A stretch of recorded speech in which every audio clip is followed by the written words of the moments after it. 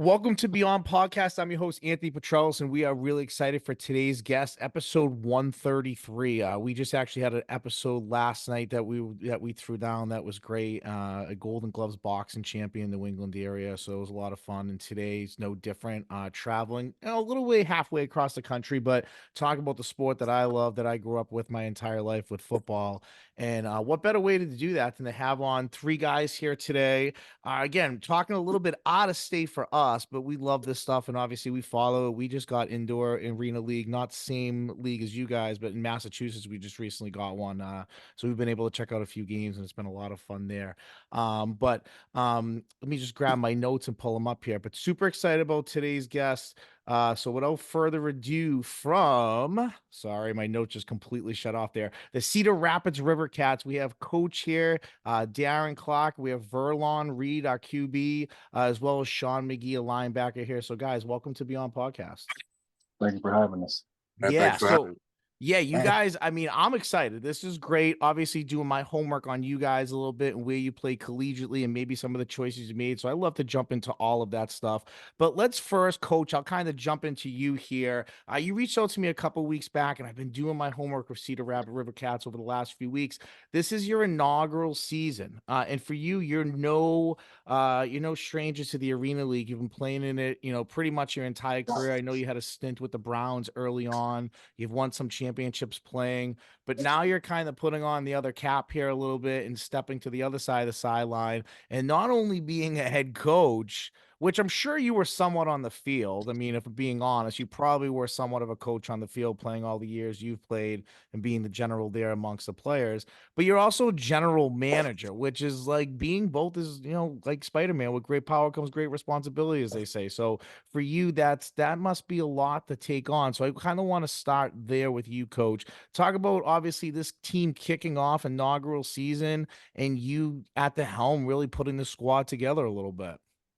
Yes, I'm excited to bring the team back. They had a team here from 2011 to 2019. Then they played one game right before COVID, and then they shut down the program. But it's very excited to bring the team back. We know the city is very exciting. We changed the colors from yellow to light blue and navy blue to light blue, gray, and black. So we just gonna change the whole atmosphere here in Cedar Rapids. And I was happy to bring on my quarterback and my middle linebacker coming from Ohio State and University of Georgia. Got a lot of great guys around me. Great front office, great team, great medical staff, and everything like that. So we very excited for this 2004 season kickoff. Yeah, so talk about that. These two guys here, you obviously brought them with you. Is that kind of like a signing type deal that they just signed on board with you? Or is this part of like an expansion type draft or tryout? How did that work for you guys? I'm just curious, especially I'm sure you get talent that comes from everywhere that's interested in continuing their careers. Oh yeah, me and Verlon Reed, we played together in 2021 in NAZ. So I've been knowing him for the last 4 to 5 years. And Shaun McGee, he from Atlanta, Georgia, and we both had the same agent. I had the same agent he had when I was playing coming out of college. He got me an opportunity to go to minicamp with the Browns and spend 2 years in Canada and a good 8 years in arena football. So Shaun, we from the same city, and Verlon, we've been friends for the last 4 or 5 years. I mean, that's incredible. It's great when you play with somebody and obviously you recognize their ability. So being a coach, you know what that translates to. And obviously someone who's home close to you, that grew up where you grew up, understood maybe the same stuff that you guys went through together, and to be able to both come out playing ball and having the same passion is awesome. I'll start with you, Shaun. I mean, talk about obviously you played at Georgia, dude. I mean, defensively, collegiately, the best defense in college football over the last 5-6 years, I would argue, the way that they're playing and how uniquely they're playing defense against the spread. But for you, you obviously have seen all sorts of speed and talent. Was it a huge adjustment, though, adjusting to like a smaller game? I guess what I mean by that is like less players, smaller size. I mean, you're playing with boards for all intents and purposes. So there is a huge adjustment to the arena game. Was it a big adjustment for you, or is ball? I mean, at the end of the day, there's different rules and stuff like that. But I mean, to me, man, football is football. Opportunity to hit somebody is an opportunity to hit somebody. I would say the biggest thing for me is, or the biggest difference that I noticed is like, I mean, obviously the size of the field, you know what I mean? But I feel like, again, that's just, closing down the field. I'm known for, flying east to west anyway. So just, cutting that down, it just is going to gives me an ability to, showcase that, a little more, you know what I'm saying? Just being in that box, if you would, you know what I mean? But at the end of the day, X's and O's are still X's and O's, football is football. So, it wasn't that big of a difference. Now, linebacker wise for you specifically, now in arena, I'm just not familiar. Is it 2 linebacker, 3 linebackers, or is it depend what you are schematically? Um, I think it's two. If I'm not mistaken, am I right, coach? Two? Yes, it's Yeah. two. It's a middle linebacker and a jack linebacker, Okay. and 3 DBs, a safety with 2 DBs, and 3 down linemen. Of course. So I'm always curious, just being a fan who's watching on TV, and I'll hear it from both sides of the football. So we'll start on the defensive side. When guys are motioning and just like taking off and timing with the line of scrimmage of the snap of the football, how difficult is that to cover? Like I've always wondered that, like being a defensive coordinator, like are you just playing off of that guy because he's at like full stride by the time he hits the line of scrimmage, or do you feel like jamming them at the line's a better thing? I mean, how do you guys play that? Well, in my experience, so I had before coming to Cedar Rapids, I had 1 year of experience with arena ball, and I feel like with that, I don't feel like pressing is the best thing. I feel like, playing catch, Yeah. catching them from, because they're already full speed when they're hitting the line. So you don't want to be sitting there trying to press somebody that's, you're sitting there Right. coming at you full speed. You're gonna end up on somebody's highlight tape like that, man. You know what Yeah, I'm saying? yeah. So, definitely catch it as it comes to you. You know what I mean? Try not to get caught up with all the twisting and stuff they may do on the back end, or our coach used to call it window dressing, stuff that they try Yep. to put at you to, disguise or try to make you think too much, just again, like I said, at the end of the day, football is football. So you can't really let it affect you that much. That's great. And like you said, window dressing. I mean, that was and when I was a coordinator, that was like the number one thing. Like teams are just Yeah. window dressing so many things, The guys. Like whole running stuff the same 5 plays. Just don't be fooled by formation. right. So I get that. Now, Verlon, let's jump on the other side of the football here for you. Obviously, I did a little homework on you. You went to Ohio State. I know you played receiver there, but the QB room was pretty good, dude. Let's be real, right? At Ohio State. Right. So obviously for you, you bet on yourself a little bit. And I noticed your senior, I believe you transferred, played college football, played quarterback college football, and you tore it up. So obviously you knew who you were as a player, and you knew what you were and made you comfortable and happy. I mean, jumping into the Arena League game for you, kind of what I just asked Shaun in that sense. Like for you, what was the biggest adjustment for you playing quarterback there? Because, I mentioned guys motioning full speed, less guys in the field, different formations. So I'm sure your reads have to be somewhat even quicker than you were probably used to before you started playing, right? No, that's correct. So my rookie year, I was in Salt Lake City, Utah with the Screaming Eagles, Yeah. and we were being pretty innovative. We had fans calling our plays. Even more so, fans voted for starters, and it was pretty new, but it was fun nonetheless to do something innovative, get my name out there. And when I transferred from Ohio State, I went to the University of Findlay for my last 2 years, got back into quarterback. And I always told myself, if I get the opportunity to play quarterback, I'm going to take it. I didn't expect it to come that soon, but I took the opportunity and ran with it. When I went on my visits, the only school that said anything about me playing quarterback was Findlay, which is why I chose them. So when I got to Arena, it was definitely an adjustment period for me because, like you said, the speed of the game is way faster, and it's kind of tough to really to practice for that. It's just something that you have to learn with experience. So my learning curve was pretty steep, but my coach Matt Sarko came in and took over for our other head coach, who they got rid of for not calling the plays that the fans called. Um, he got me right. He got me together. And I had a very good rookie season. I got rookie of the year, almost got MVP. But it started off very shaky. Even though I was scoring a lot, I was turning the ball over. The timing was off. But once we started getting the hang of it, we became very competitive. So, learning this game is definitely new. But once you get used to it and it's not unfamiliar anymore, then you're going to be fine. That's when you let your skills take over and the game starts to slow down and you're starting to make those plays. And a lot of what helped me is film study. I'm a film junkie, so I like to see tendencies. I like to look at a lot of different things. That'll give me a heads up on what's going on in the game. So there was definitely a learning curve for me. I'll say what helped me out the most is when I was playing with the Arizona Rattlers. They're a historically great team. Kevin Guy's over there, he got a machine for organization. And that's like the most coaching that I've gotten outside of college. And it showed a lot in my play and my decision making and things like that. So I give a lot of credit to the Rattlers organization for making me the arena player that I am today.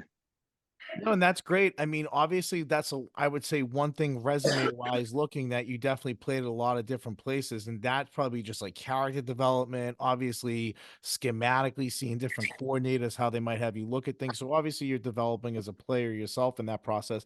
But that lifestyle, it must be difficult too, especially moving around, playing in all different areas. Really, and for all intents and purposes, really trying to get noticed or take that next step into getting noticed for something else. You guys, Coach, you alluded to it when I first talked to you, but these guys are obviously cornerstones that you wanted to build around on both sides of the football. I mean, these guys have seen football at its fastest speed, at the collegiate level and understand how the game moves. But then obviously building out the rest of your staff, assistant coaches, coordinators, or even looking out there, whether you had tryouts or just looking at free agents out there or people that were looking for a different home. I mean, how did you then go about to round out the rest of, kind of your program, the rest of your staff, the rest of your team? I mean, how do you then you're a veteran in that sense of this league for a long time. So the connections I'm sure you had were there. But how do you then go about kind of developing the rest of that team?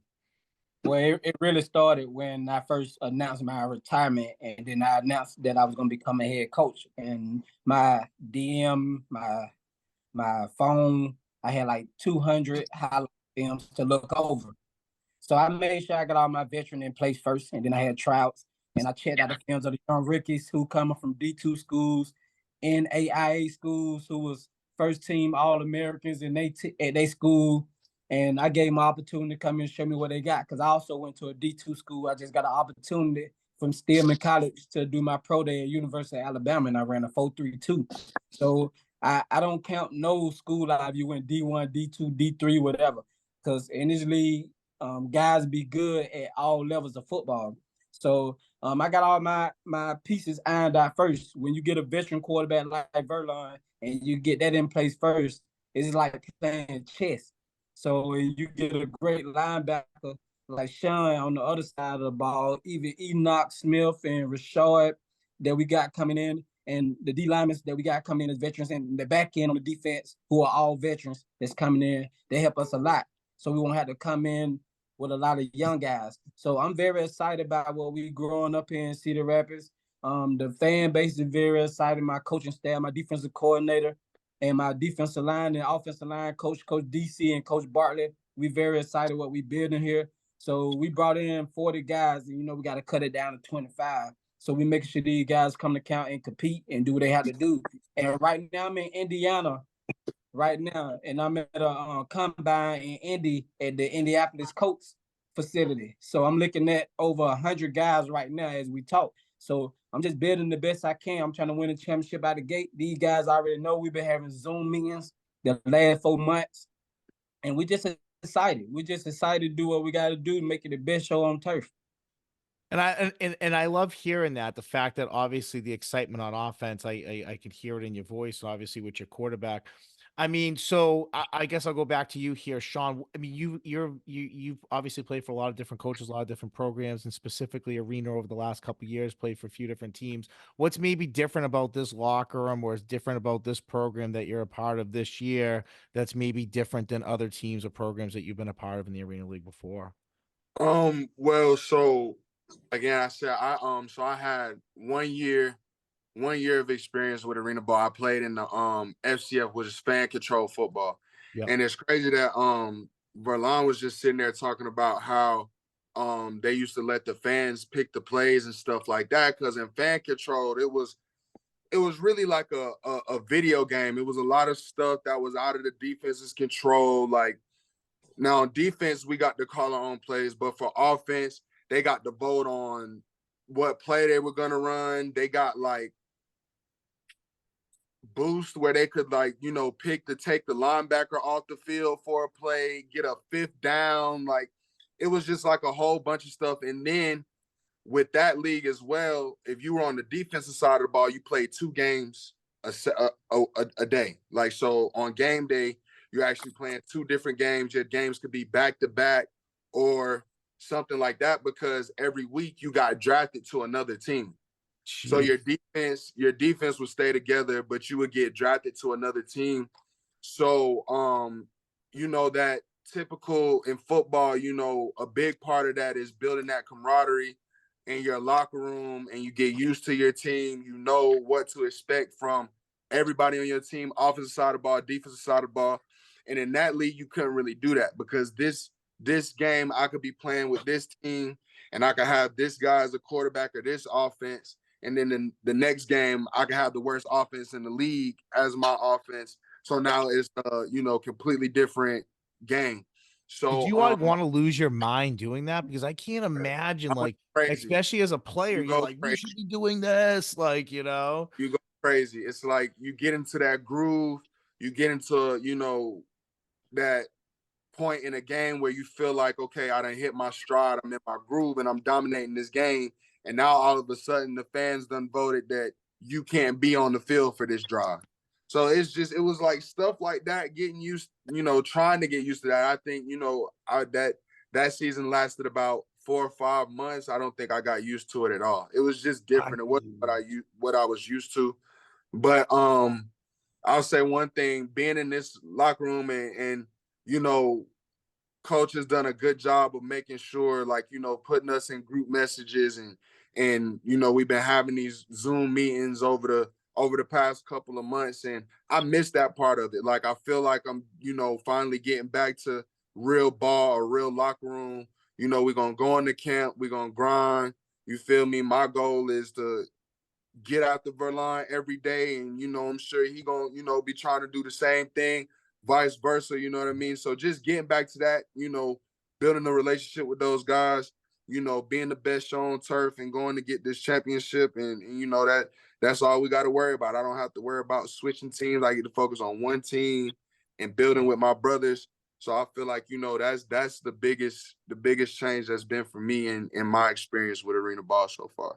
That's great. I mean, what you both played in, I mean, sounds insane, because you are like handcuffed for all intents and purposes in certain Right. situations, especially the For sure. biggest parts of games. I can't imagine. Now, Verlon, I'll kind of ask you the same thing, but I'll just like, I see this trend happening in sports, and you're seeing it in the NFL. I think it's been in the NBA for a little bit, and hockey and baseball, I'm not too sure because I don't specifically follow those enough to say this. But the player coach, or the coach that was once a player, now running over or taking over a program, or becoming a GM, or becoming the head coach, for players, is that such a big deal? Like, for you, someone who's played football for a long time, yes, this is a former teammate of yours, but someone you also play the game with, who understands the game. Is that more trendy in football now? As a football player, do you feel like having a coach that played it and was in the trenches once upon a time is something that all players can relate to just a lot better? Yeah, for sure.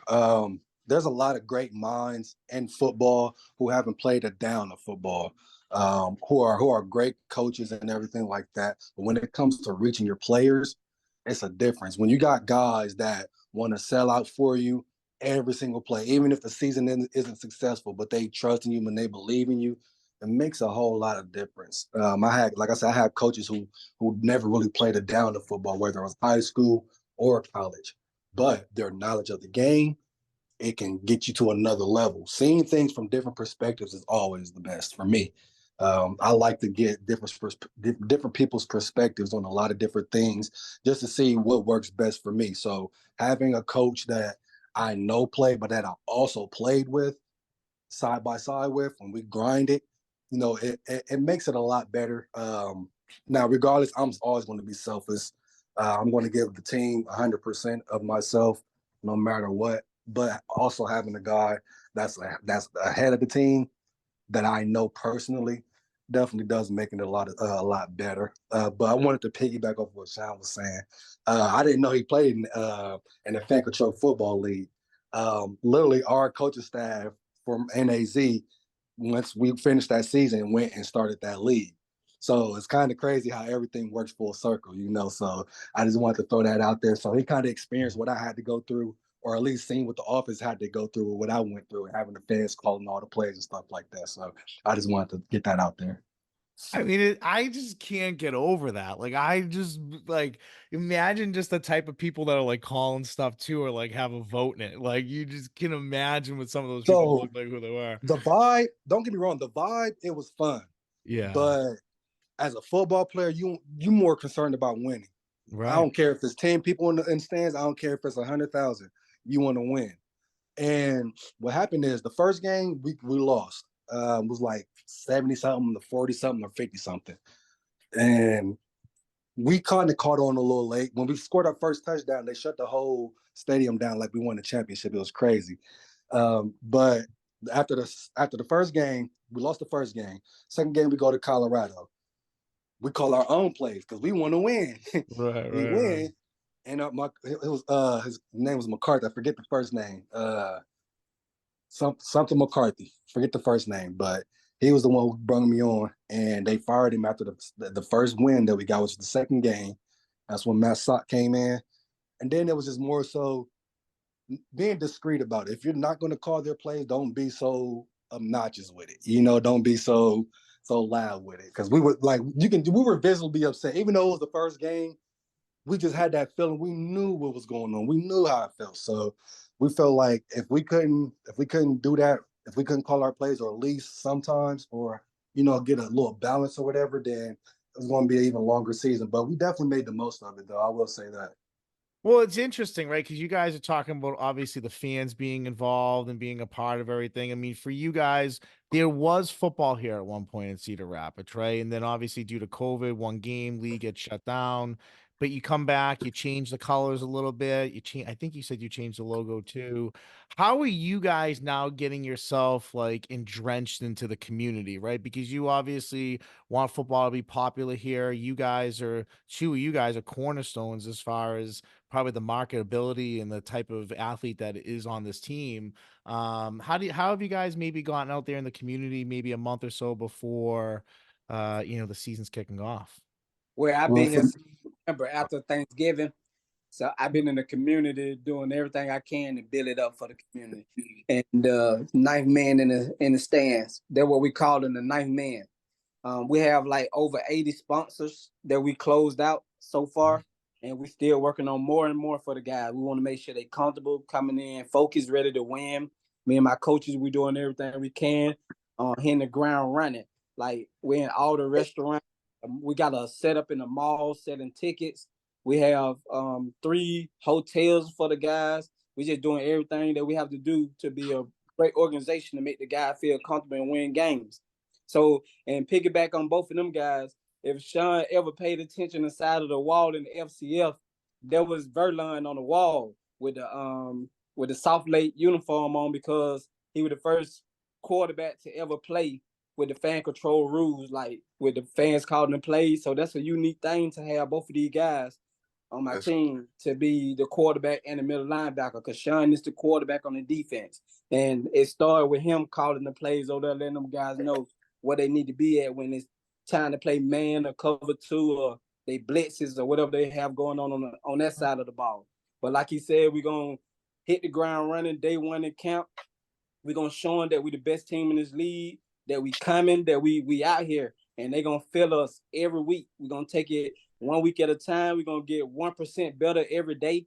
And like Verlon saying, me and him playing together, it's great to be able to work with him, because to me, he was a coach to me on the field when I played with him, because he was able to tell me how he wanted me to run routes sometime, and I listened to him. If he tell me to shorten a route a little bit because the DB playing too far in or he playing too far back, and the cushion, and he's scared to come up and check me because he don't want me to get behind him. And Verlon was one of the quarterbacks that I ran into playing this arena game that helped me out too, even though he was younger than me. So I always took that in, and I'm so happy to have him as my quarterback on his team because I know his leadership skills on and off the field. He's a great young man. He represents his family well. He's a great father, and we just excited, man. We're excited. We've been like this for the last 4 months. We've been locked in, just having one-on-one meetings, ready to get on our defense. The first day we get out there, let them know we here, and they're gonna do the same thing. I'm gonna be watching everybody. So, the being the head coach, I'm gonna have to watch both sides of the ball, but I'm all about my offense for sure, because we trying to average 70 points a game. Wow. What's average wise in arena league? Like what are teams averaging typically point wise? You say 70. I mean, I'm guessing that's obviously pretty high, but what is average typically in that? I say 60 because arena football is mostly for offense. Defense, Yeah. you're gonna get beat. But we have a great defense that can give us 4 stops a game with the great offense that we coming with. We should win the game. If we can get 4 stops, we should win the game because I was gonna arena ask. football. I'm a defensive coordinator, so I'm like looking at Shaun here when I just hear like offense, offense, offense, and my Yeah, heart is like, You saw my smile, right? I'm a smile, right? yeah, yeah. Good. We need him to go ahead and light that up though, because if we have the #1 defense and the #1 offense, hey, we unstoppable. Can't nobody tell us what to do in the league. The best show on turf, like he said, man, we're gonna do what we got to do. I believe in both of these guys to be the captain on the offense and defense, and I'm ready to have fun as a coach, man. I'm still young. I feel like I still can scrap up right now, I was but just gonna say, have you you know did you you go can. out on the field still and like try to show these guys Uh, up a little bit? I mean, I can see it. Yeah, but hey, it's daytime now, man. I'm close to 40 now, man. So I'm ready to help them guys get back outside and do what they got to do, to feed their family. And I want to get outside too as a head coach in the CFL or the NFL and just be productive for my family as well. So yeah, man, I'm excited, man. I hope these guys is too. They in shape, ready, and we're gonna hit the ground running as soon as we get here. I mean, I love it. Your energy is great just from knowing you for like a week and just talking to you on Instagram. Like you are on top of everything. And I think that's cool. Like when you just see the energy coming from you, being the head coach, the GM, new city, new everything. I mean, you are the perfect guy for it because you just seem like you're go, go, go, go like all the time. And I'm sure that's the energy that's needed. So obviously, I want to just ask you guys as players, like, we're a high school college sports podcast in the New England area. We're pretty big. But like I look at you, Shaun, I see just like well-spoken, like calm guy, but I feel like on the field, I could just see that turn into something like you remind me of so many kids I've coached. I'm like, oh, this is the nicest kid. Wait till he steps on the field. He's an absolute animal. I mean, for you, like an hour before a game, like walk me through, and Verlon, I'll ask you the same thing. Like, walk me through a little bit, kind of like how you guys get ready. Are you more about kind of your music independently getting ready? Like, what is it that maybe you have as a routine that gets you kind of locked in before game time? I need my old school. That old school. I put my old school R&B on, something like that, just to mellow me out. Cause again, once it's time to come out that tunnel, that switch gotta click What are you immediately. listening to? What are you listening to? He look Man, like a green type of guy. you said what? He look like an Al Green type of Al guy. Green, Martin Luther, and all that, man. I got a mixture of everything. I probably got like a playlist of like 300, 400 songs that I've been putting together over the past couple years. Don't worry, man. When I'm coming into the facility on game day and I got that speaker on, them boys gonna probably be looking at me crazy what's coming through. It's yeah, man. It's all about whatever I gotta do to keep me calm, keep me focused, because at the end of the day, football is war. I don't care if you're playing it inside, I don't care if you're playing it outside. So, just doing whatever I can, to keep myself level headed. I know that coach is gonna be expecting a lot out of me, as well as my team is gonna be looking, for a lot from me as far as, being vocal, being, the quarterback on the defense. So, just keeping myself calm, so that they don't see me, riled up or out of whack, and I don't want it to trickle down to them. So whatever I got to do to be that level-headed captain, I'm gonna do that. So, them oldies, give me, a couple snacks, some candy. I love candy. Candy before a game, like some Skittles, some Mike I and was Ike. just gonna say Yeah, Marshawn Lynching right there or what? yeah, man. Some Skittles, Mike and Ike, something like that, man. But yeah, that my music is definitely the key part to my pregame routine. It's so important. It's funny you say it because we talk about music a lot on this podcast. We have our own playlist that we've given to high schools that play amongst like their big games and stuff like that. But I ask kids all the time, like, what do you listen to a locker room before a big game? And the answer's never the same. It's always different genre of music, different types of music. And I think music is just such a big thing. With our podcast, it's huge. Obviously, pregame, it's huge. So to hear you Yeah. say that, it just proves everything that I ever like why I ask this question so much because everyone's music is just so different and how it gets them juiced up a little bit. Verlon, what about you? How do you getting ready before a game an hour beforehand? QB, obviously, there's probably a lot going through your head, but how do you kind of calm yourself down before the storm? For me, on game day, I'll wake up, I'll go through all my notes, and I like to go through everything, even if I feel like I got it, because the more you keep looking at something, you can really manipulate something. The more you study something, more ideas come, and that's just me. So I'm always thinking how I can get an advantage on my opponent and things like that. So yes, when I wake up, I'm in my notes. I'm watching film. Some people like to say study long, study wrong. I like to study as much as I can, just because the more I study, the more comfortable I am. And going into the facility, I'll listen to the worst music. I'm not gonna lie, I'm not. I'll listen to some bad music only because as a player, it describes who I would be if I wasn't a quarterback. Yeah. As a quarterback, I'm more reserved, more even keel. But pregame, I'm an athlete, so I'm listening to music that gets me riled up, whether it's Future, Jeezy, NBA YoungBoy, or even some of my friends that make music of their own. I go out there. I like to take a walk around the facility. I like to look at every inch of the stadium on the inside, whether it's the ceiling, whether it's the grass, especially on the field. I like to envision myself on every single part of the field, whether it's running or throwing left from the right, throwing right from the left, throwing both sides from the middle, all that. So I like to envision as much as possible. And then I'll do my stretching. I'll warm up. Then once I go into the locker room, that's when I'm playing more calm music. So I'll listen to some SWV.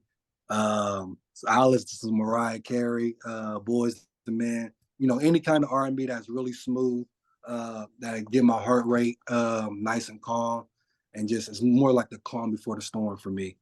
But I don't know if Coach Clark remember this. When we played at MAZ, we only got one win. We won one game the entire season. The game that we won, I was singing a bad song out loud. I didn't care. I just wanted to send a message. I wish I would have sent that message a lot more because my teammates was looking at me like, why are you doing that? Why are you singing that? I'm like, do y'all not get this message I'm trying to send y'all right now? We ended up winning the game, but I don't know if it really resonated with everybody. So it kind of died down for me, but that's something that I plan on doing. We want to create traditions for this organization. I remember playing against them when I was in NAZ. I only got to play against them once. The year prior, I tore my shoulder. Next year, before I tore my knee, I got to play against them, and it's always been a historic organization. We just want to bring that historic stuff back, but also modernize it, keep us relevant, keep us winning, and keep everybody that's just being in community and making sure that we're doing our due diligence to make sure that this community has something to cheer for and be something to be proud of.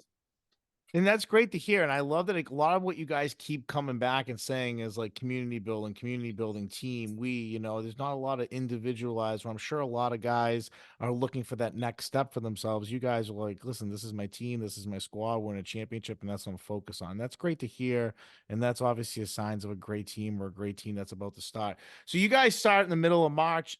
Where are you right now as far as everything goes, as far as off season? Like, are you starting scrimmages type? Do you guys have scrimmages? scrimmages like that beforehand, or you kind of first game?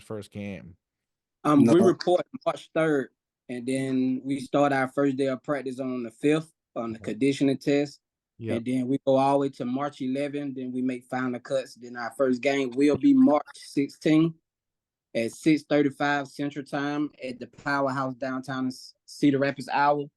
Yeah, and like Verlon saying, back in NAZ, both of us were fighting injuries most of the year. So our team was kind of up and down and almost winning games, and then we'll lose at the the last second or whatnot. And then the last game, me and him was on the same page that last week. And I probably was the oldest guy on the team. He'll let you know, like, no matter whether I was injured or not, I always try to be the first person in gaskets. And he always pushed me because he was right on me every day. Like, Speedy, if I don't beat you, whatever. So we always was competitive with each other. And I always liked him as a quarterback that's competitive. And always teach me, even though we had a bad year that year, we always lift each other up no matter what. And I can kind of remember him listening to Sir Charles sometimes before the game. he wasn't always too crunk for me, but I always heard a little Sir Charles over there in the lockers. How many players do you have on your squad that you played with? Is it just one, or is there a decent amount? We also have Enoch Smith. He came out there to NAZ with us like the last 3 games. And it's a DB that I signed named Jordan Thomas. He played with me in Orlando with the Orlando Predators in 2022. He's one of them great DBs. I think that can cover and they can come down and hit. And yeah, I only played with 3 of the guys that I signed. A lot of guys that I felt like they were very, very competitive when we played together as teammates. And I feel like they're bringing that same energy as my teammate. I mean, as me coaching them for the Cedar Rapids River Kings. So that's my Got you. Okay, that's great though. I mean, it's nice to have the familiarization of people that you've played with, or maybe schematically played some of the same schemes that you have, that you're just familiar with their, their skill set or their talent. The last question I love to ask you guys, and I ask this question a lot to guests that I have on here, but we have a big like high school, college listening base, and I think you guys would be great to answer this question. Honestly, is what would be your advice to a kid who's like in high school right now, maybe that junior and senior in high school, that's getting those looks, that schools are interested in them as they're kind of pursuing that next step, into maybe how you guys went about choosing your collegiate paths and careers? What advice would you give to young athletes that were once upon a time kind of in the shoes that you guys were in, as you begin to pave your path? One thing it's a lot different. I was at University of Georgia from 2013 to 2017. So the rules in college ball then are a lot different than the rules in college ball now. The biggest thing I would say for for high school athletes today going into college is you have to do a lot more now to separate yourself. Because nowadays, now you got some kids that are going into college and they're making more money than the head coach, or they're making more money than their coordinator, or they're, the guys that are supposed to be teaching them and grooming them. So I feel like doing what you got to do now to separate yourself.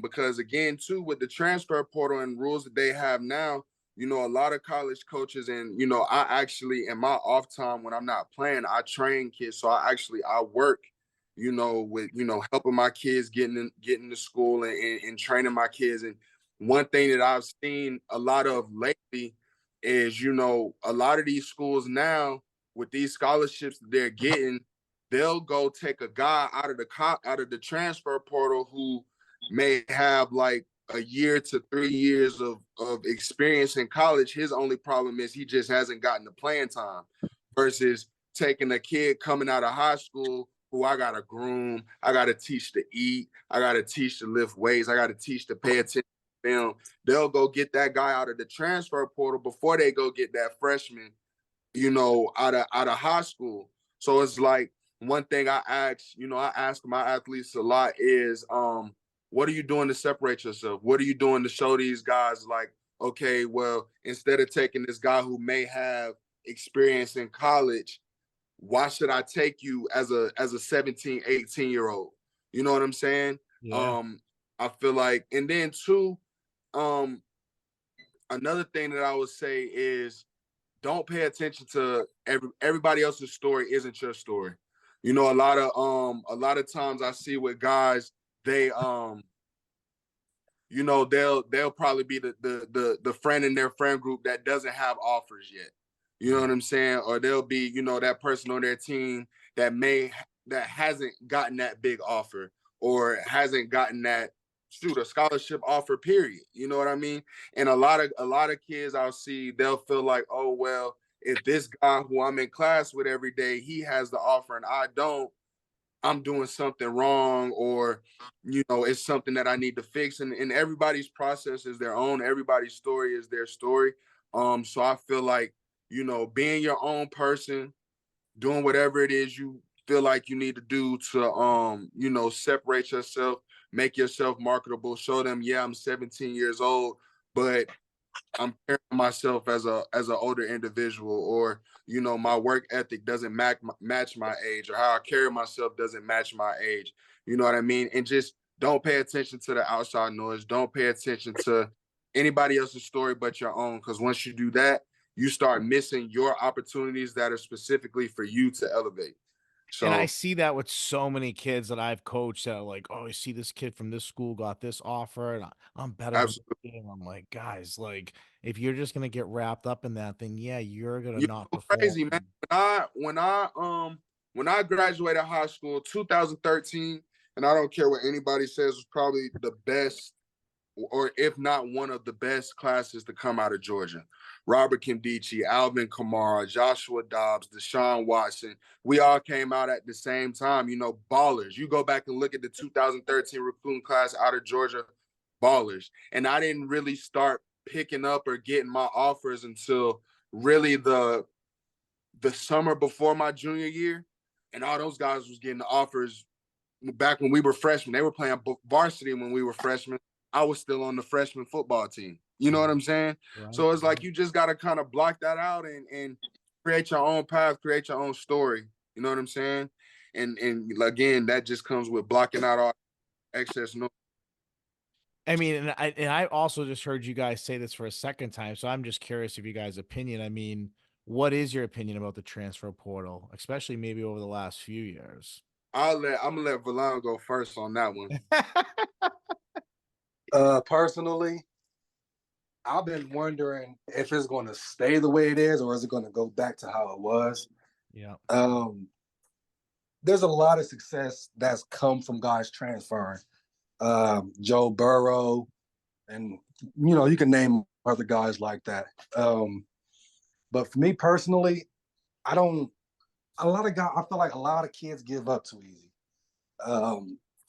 It's easy to I love we all just like nodded our heads literally like the same time. It's like, where's that grit? Where's that fight? Like, I feel like a lot of kids forget the reason why they started playing when it comes to that. When I went to Ohio State, I played quarterback my entire life until I got to Ohio State.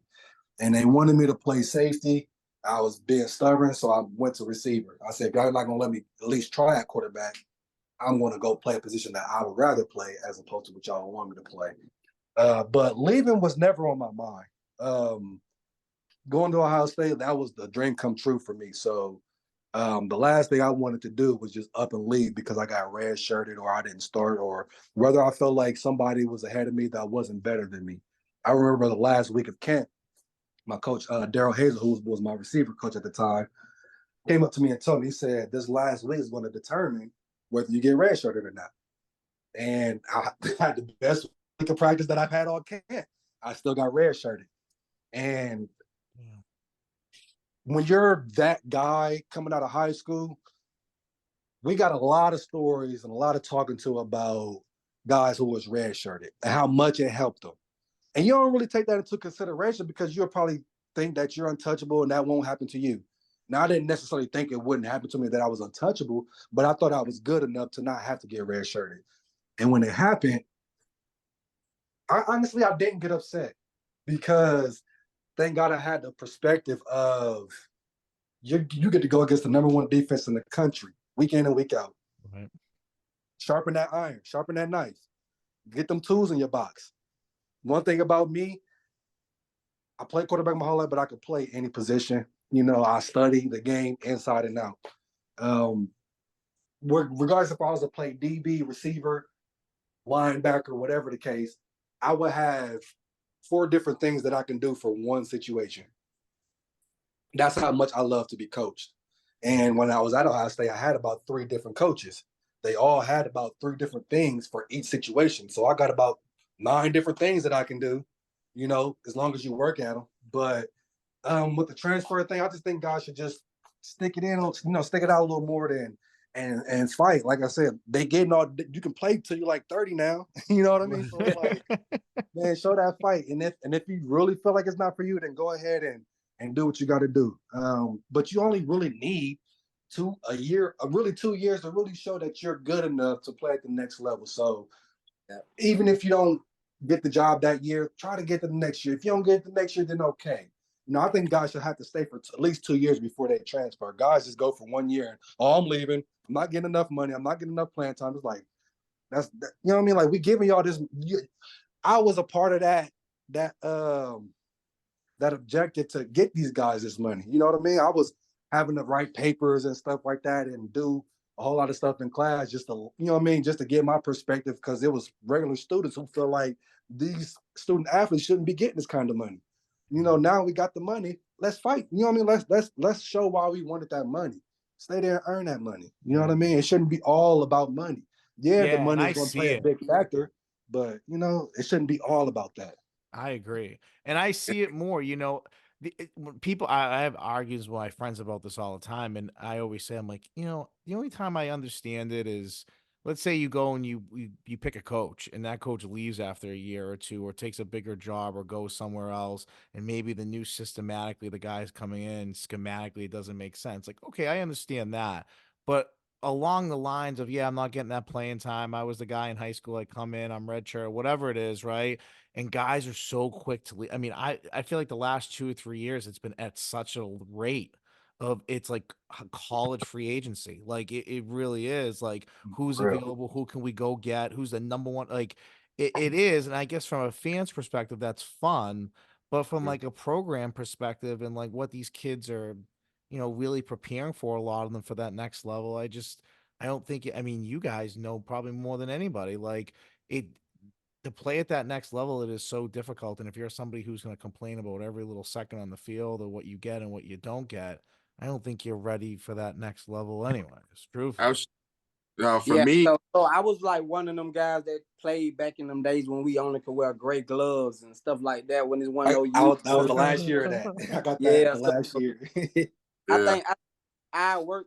I think the work habit that we had back then, we were buying in. You got guys now that don't buy in because of the money, but I'm okay with players getting paid. But I seen a article about a third string running back asking for $100,000. No, Right. bro, you do not deserve it. Like right. the third string asking for $100,000. No, that's more than the receiver coach or position coach get Right. paid or whatever. So like nowadays they got YouTube, they can make their own highlights and put it up and just brand themselves, because back when we were playing, you had to come find me at Stedman College. You had to hear about my 4.32 40 time at University of Alabama. I had to go run track at the ACC tournament at Clemson to make my name be noticed and keep up with CJ Spittle in the 200 and stuff like that to be even known. And like he was saying, like that year when he came out of Georgia, that was like the top year. But I came out in 2004 with Megatron. Megatron was the top receiver coming out my year. So for me to be 5'7", I really had to fight for it. I had Harris Douglas, who played for the Falcons. I Yeah. played against Pat-Man Jones. I played against Eric Berry. I played against Cam Newton. All them guys, a lot of great names. Dwight Howard in basketball, because I was more a basketball player. I never knew I wanted to play football until my last year in high school. That when I took it serious about football. I'm a basketball guru. So nowadays, I feel like kids don't buy in. So I feel like you're gonna mess them up when they get to the next level, because they're not gonna buy in to the program because they used to like things getting given to them. They gonna get that money, and like some invest in it and some don't. Cause you got people who become millionaires that don't invest in the money and be so happy that they have the money. Cause I don't have opportunities to go to Canada and I don't make mistakes with finances, but I'm here now to like show these guys what you need to not to do on and off the field to make yourself be okay in the future, like getting like businesses, like getting an LLC, something like that. Verlon even used to see me come to practice with a big envelope, like fixing people credit straight out to practice. I you had to go mail off TransUnion and all kind of forms like that because I invested my money into that outside of football, even though it's arena football. So nowadays, I think the NIL is great. Like Verlon, he was one of the guys that fought for it. And me coming from a D2 school, I was on the first black college football game, the BCFX,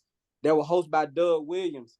And for us to get an opportunity to get paid from that, I think that was a start of the NIL opportunity for these guys. And then it was a domino effect. And now it's better for them guys to get paid, be able to take care of their family, but they just got to do it right. And they got to buy into programs and don't just run when it comes to competition. Like, especially when it comes to pros, because like I said, we bringing in 40 guys and we only keeping 25. Every time I have a Zooming, I always lose a player. No. Like that is very accurate. Every time I have a Zooming, I always have to release a player because I don't feel like he want to come and compete.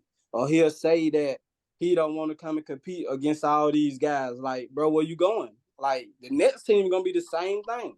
Like Verlon, they know wherever you go, you gonna have to compete to make that roster, no matter what. So I feel like nowadays these kids are set up. Like you can make your own film on YouTube. Once it's up, it's stuck.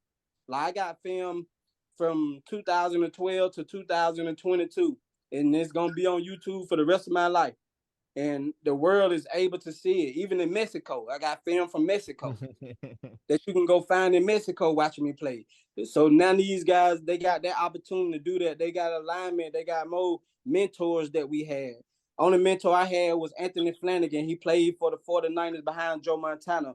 He was the first black quarterback to play at UGA. If you know about him, Shaun, if you look up Anthony Flanagan, he from my community back in Vine City. And he was my mentor. He passed away, rest in peace. And I got his scholarship to go to school. I got $1,000 every semester for books because he was my recreation coach. But guys like that was my mentor, and they showed me the ropes of being better, work harder than the next man next to you. Because, like I said, come from Stedman College, when I got an opportunity to go work out for the Browns and then go to the UFL, the first year came out in 2009, and then Canada, I had to outwork the D1 guys. I was 5'8", 5'7", whatever, 170, wet going in there. But I had to work harder because I really wanted to be there. And most of them guys who come from D1 schools, they were already used to being on TV. So they was already stuck in their own ways. And when I made the team and they got sent home, they was in their feelings. But I know how I feel to get released too, because I got released from Canada going into the second year, and that kind of broke my heart. So I came back to arena football and like, I'm gonna be that guy. No matter what, I'm not gonna like let that take me down. I ain't gonna get depressed. I'm just gonna do what I gotta do. I'm gonna be a coachable player. I'm gonna buy into the program. And I'm a ball. And then I had fell in love with arena football when I first went to the Orlando Predators and the atmosphere of arena football and being able to score 4 touchdowns this game. That was love. So yeah, back to the NIL. I think them guys need to compete. I'm glad they're getting money, but I think they need to compete more and buy into programs. Don't just run away from competition. Don't run away from competition. Be ready. Like that's what your parents teach you when you're young. Be ready for competition. Well, that's it, that's right? I mean, that's the competitive level aspect of it. That's what like I think blows my mind. It's like, man, like I mean, I see it as I'm a teacher. Like I see it as soon as things get super difficult, there's like running away from it or finger pointing or blaming or parents getting more involved in an alarming rate over like small things that you're just like, man, at some point, like we have to like be able to like problem solve ourselves or like work through this stuff ourselves. And then you see it trickle into like the high school game, at least in Massachusetts. I see it here. Parents are way more involved than ever at any sport, specifically football, even more so in football. And and then you're seeing that happen at the collegiate level. I'm just curious as guys who've been through it, have played at that highest level, Yeah, I mean, I'm not a huge fan of it. I mean, I understand the excitement of it from a fan perspective and stuff like that, but most certainly from people who've been in the trenches and played it like yourselves, I'm sure you look at it and shake your head thinking everything It you've been through. I feel like it, because at the end of the day, we can't play football forever. You know what I'm saying? At some points, the cleats got to get hung up. I feel like with the way that they're doing it now, I feel like it's ruining the kids a little bit, because I mean, like Coach was saying, you know, when I got to school, I had first rounders in front of me: Leonard Floyd, Jordan Jenkins, you know, guys like that, where it's like, okay, we playing the same position, but these dudes about to go first round. I can sit behind somebody who's been doing it for a couple of years before I got here, and I can, wait for my time, wait for my time to step up into that. You know what I'm saying? And I feel like that it taught me how to deal with adversity.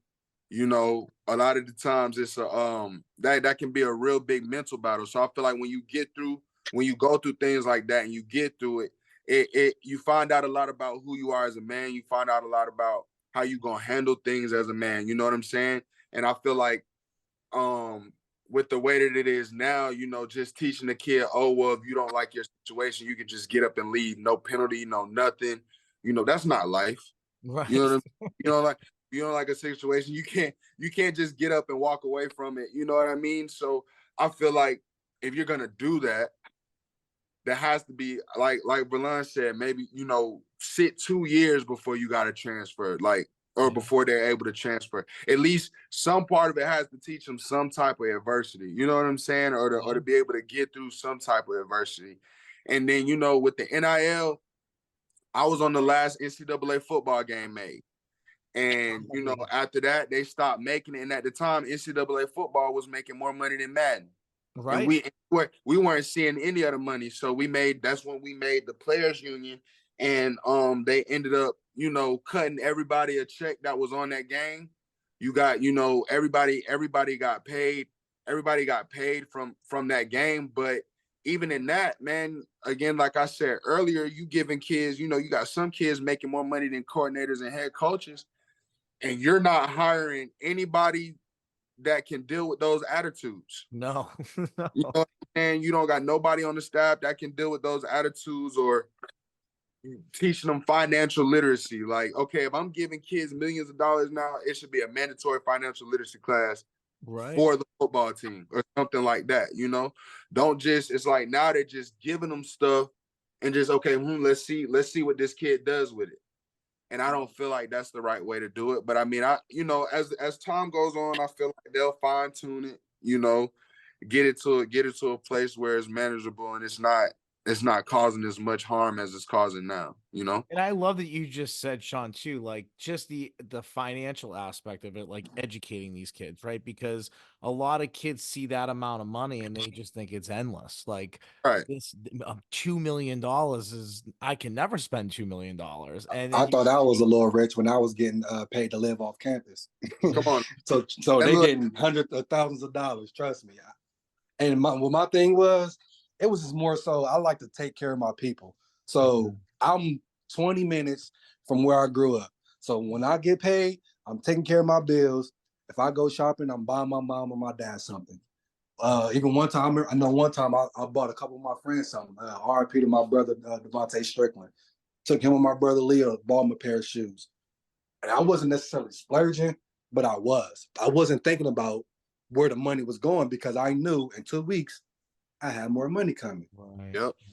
They'll tell you that you'll have certain coaches that are like, are you spending your money good? You saving your money, but you don't really have that structure or that, like you said, that class to teach you financial literacy and how to save your money, because it seemed like bills, when I got my first apartment, it seemed like I was paying bills every 2 weeks. I get paid, I'm paying bills but the same bill. So I'm like, of course it's every month, but it's like I didn't have the capacity to understand what to do with this money that I was thinking I gotta spend it just because I got it. You know what I mean? So yeah, that could just that little bit of money right there for those 3 years that I was there could have possibly set me up better if I had the capacity to even look for financial guidance. You know, I didn't even Well, know. that's it. And like colleges don't realize that they should be investing in that, right? Because like you've been a part of programs, you probably could argue that's one of the biggest things that any kid doesn't realize, depending on where you're coming from and where you once were. Like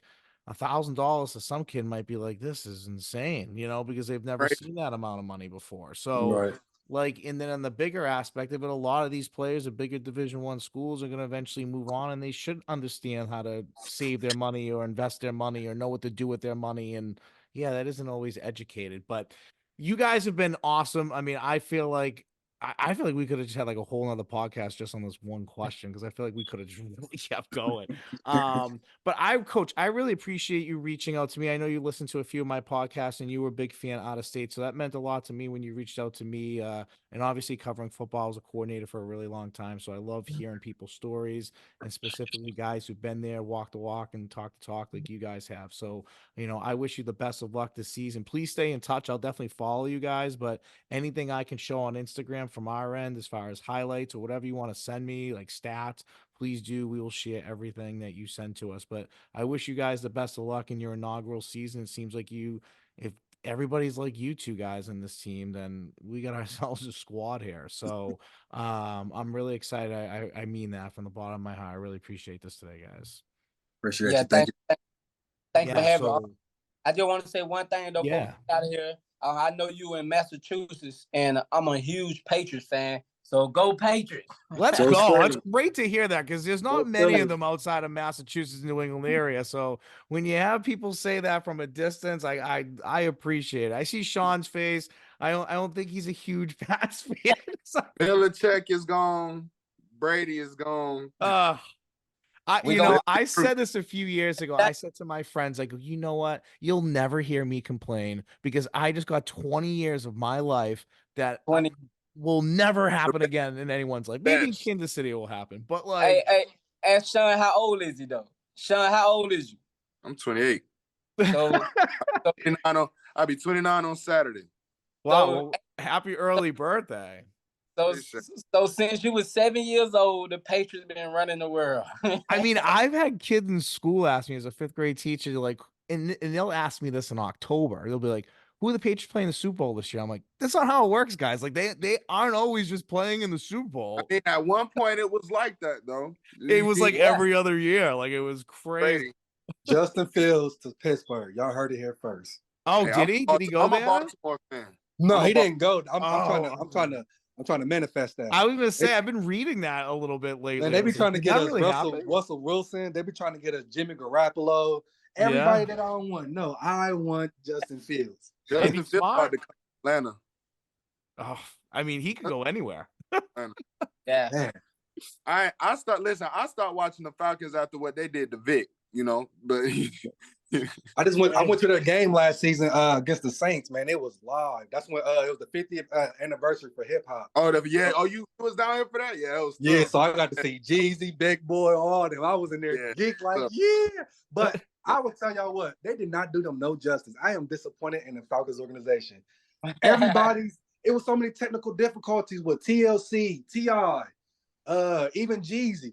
I'm like, whoa, like what is going on? People's mic not working. TLC came out, their entire song played for 2 minutes, and then they came out and danced with the cheerleaders for 15 seconds. And they just walked off the field. I'm like, what's going on? We've been struggling in Atlanta since 28-3. And Patriots fans, they know what I'm talking about. I mean, I wasn't gonna say a word. I ain't messing with Sean. And the funny thing about it is, at the time of that Super Bowl, I actually got a part-time job at Academy Sports. So I was working there overnight. I would go in there and take the stuff off the truck when they had inventory come in. And during the Super Bowl, once they got up by that amount, we were already putting out the display for the Falcons. So we were like, oh yeah, this is great. They're gonna be here first thing in the morning to get this gear, man. And by the time I was clocking out, we was putting them back in the box, shipping them back. Did you steal at least one? Did you steal at least one? For what? Not at all. Y'all got it though. Like I said, But We yeah, I mean, that was, I'll tell you, that game, I'll tell you, I never felt it was over until it was 28-3. Once it got to 28-3, and I'm trying to think who the running back was that just like walked in the end zone by Ninkovich. Like, Coleman. yeah, I Coleman. go, oh my Yeah. God, this game's over. Like, But that's when I officially was like, this Brady, when you saw Brady's face on the sideline, and then you saw Belichick over there after they scored the touchdown, he didn't even trip. He just wrote something. I You're knew. like, I here it knew. comes, here it comes. Yeah.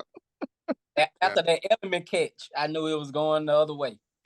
Yeah. I mean, just something we'll never see here in New England again, for sure. Thank But God. I'm guys, glad. listen, this was awesome. I appreciate you guys popping on here. So from Beyond Podcast, I'm your host, Anthony Petrolis. Till next time. Appreciate it. Thanks.